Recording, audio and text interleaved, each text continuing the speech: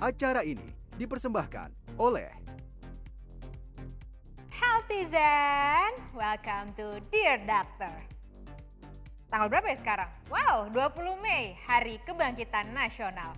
Kalau di masa pandemi, apalagi sebagai dokter, saya memaknai ini sebagai momen penyemangat dan yakin kalau masyarakat Indonesia bisa menang melawan virus COVID-19. Ayo bisa, ayo dong. Kuncinya cuma satu kok, taat protokol kesehatan dan tahu fakta dari sumber yang tepat. Saya Dr. Fala Dinda sudah berjaga mau menjawab konsultasi asik Healthizen dari Twitter dan Instagram. Pertanyaan pertama, cek konsultasi asik yang pertama dari akun Nyiur Magdalen. Mbak Nyiur mau konsultasi asik lewat video. Yuk kita lihat bareng-bareng. Dear dokter, aku pengen jalan-jalan ke mall, tapi aku punya anak umurnya 18 bulan dan anak aku itu nggak mau pakai masker, sedangkan nggak ada orang yang bisa dititipin. Apa aku harus paksa aja anak aku untuk pakai masker? Dear Nyiur Magdalen, membawa anak ke pusat perbelanjaan memang sangat beresiko di tengah pandemi ini. Tapi tentu sebagai manusia ada rasa bosan ingin mencari hiburan. Saran saya adalah carilah tempat hiburan yang memang sangat aman untuk anak. Seperti tempatnya di ruangan yang terbuka. Carilah taman-taman yang memang sepi dari pengunjung. Atau ya anaknya harus dititipkan kepada orang tua mungkin. Atau kepada kakak, kepada adik. Jika memang ingin berpergian ke tempat umum yang tertutup. Anak-anak memiliki risiko terinfeksi COVID-19. Jadi jangan sampai orang tua ingin mencari hiburan tapi ternyata anak yang menjadi korban. Pikirkan kembali risikonya baik-baik dan bijaklah menjadi orang tua ketika membawa anak ke tempat umum. Karena COVID-19 masih mengintai kita. Pandemi masih ada. Pilihlah tempat bermain yang aman untuk anak dan juga nyaman bagi orang tua. Sehingga semuanya bisa pulang dalam kondisi aman dan juga sehat. Selanjutnya dari Hamdan.98. Dear Doctor, gimana caranya biar anak yang terkena COVID nggak rewel dan tetap ceria? Jadi imunitas tubuh nggak turun. Terima kasih dok. Aduh, kalau anak sakit pasti orang tua ikutan rungsing ya. Karena aku juga gitu. Kalau anak demam, akunya juga ikutan pusing. Tapi yang pasti, ketika anak terinfeksi COVID-19, pastikan yang paling pertama adalah orang tua jangan sampai ikutan panik. Dan yang kedua adalah ikuti anjuran dari dokter yang merawat si anak. Minum obat secara teratur, bila diberikan antibiotik maka pastikan diminum antibiotiknya secara teratur. Habiskan antibiotiknya.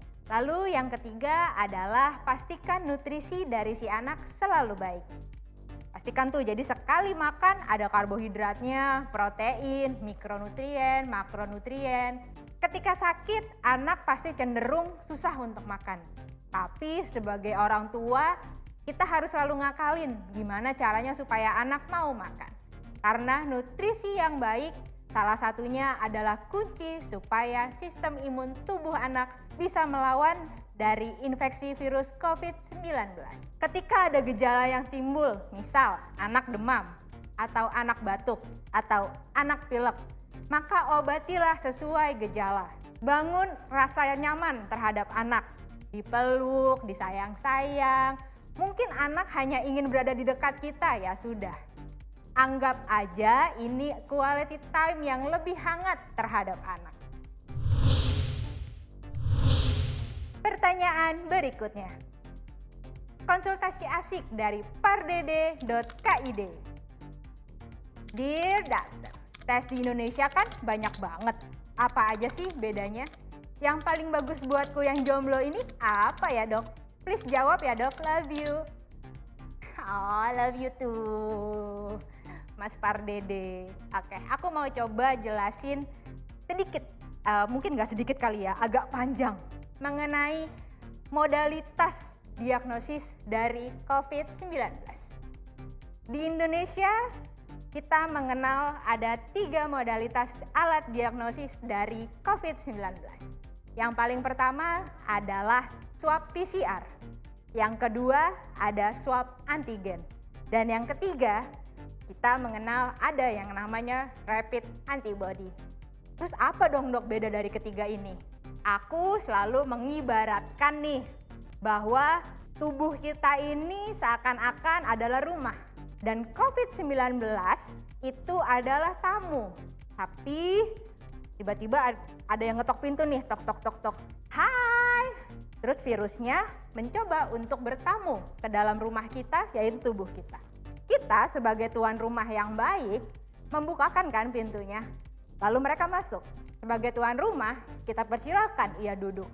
Ngobrol santai sebentar. Tapi seiring dengan waktu berjalan, ternyata tamu yang datang kok nyebelin ya, annoying ya. Kita berusaha untuk mengusir tamu tersebut. Di tengah usaha kita untuk mengusirnya, ternyata terjadi pertempuran. Kita mengeluarkan senjata, mereka bawa teman. Virus-virus tersebut ternyata mengundang yang lain untuk datang ke rumah kita. Kita juga ngeluarin senjata, ngeluarin tembakan, ngeluarin parang. Mereka pun juga mengeluarkan senjata-senjata mereka. Sehingga di akhir pertemuan tersebut kita berhasil untuk membunuh virus tersebut dan juga kita berhasil untuk mengusir virus-virus tersebut atau tamu-tamu di rumah kita tersebut. Dari ilustrasi yang saya buat tadi, bisa disimpulkan bahwa swab PCR berguna untuk mengetahui seberapa banyak tamu-tamu di dalam rumah kita. Swab antigen berguna untuk mengetahui apakah ada tamunya. Karena ketika tamu mau masuk biasanya mereka lepas sandal kan, lepas jaket dong. Jadi swab antigen berguna untuk mengetahui di awal periode ketika tamunya baru datang. Rapid antibody untuk mengetahui senjata-senjatanya. Karena itu adalah antibodi kita. Parang, pistol adalah antibodi kita untuk mengusirnya. Lalu muncul pertanyaan lagi nih, kenapa swab PCR bisa positif setelah pasien sembuh? Karena kadang-kadang ketika pertarungannya udah selesai, jenazah-jenazah dari virus-virus tersebut tuh masih suka ketinggalan di rumah kita. Jadi suka keangkut bareng si swab PCR.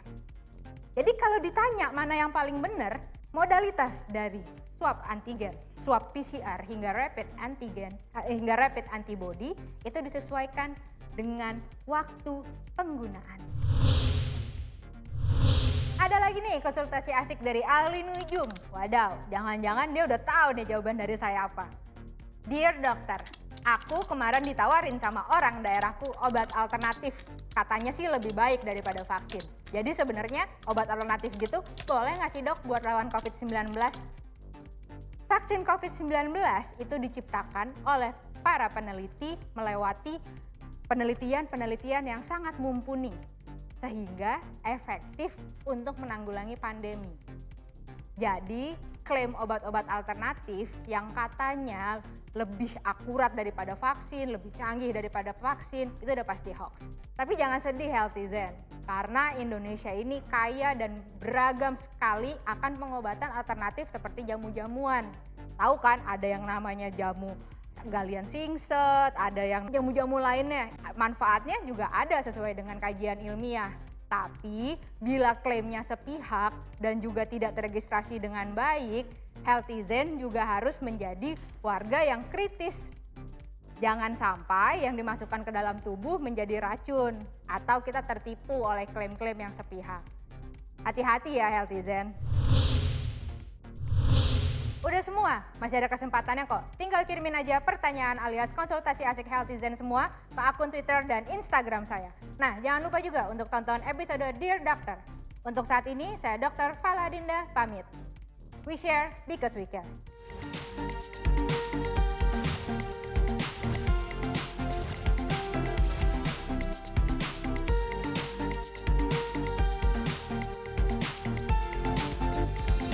Acara ini dipersembahkan oleh